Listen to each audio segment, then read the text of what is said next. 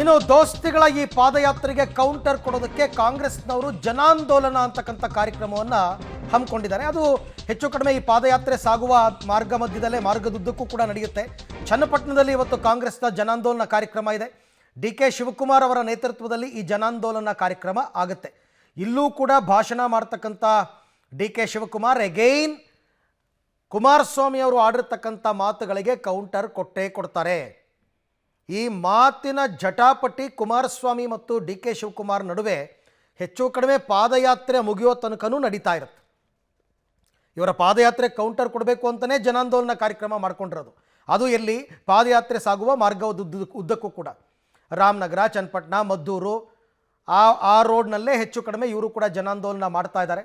ಆಮೇಲೆ ಇವರು ಕೊನೆಯ ದಿನ ಸಮಾರೋಪ ಸಮಾರಂಭ ಮಾಡ್ತಾರಲ್ಲ ಪಾದಯಾತ್ರೆ ಮುಗಿದ ಮೇಲೆ, ಅವರು ಕೂಡ ಬೃಹತ್ ಸಮಾವೇಶ ಮಾಡ್ತಾರಂತೆ.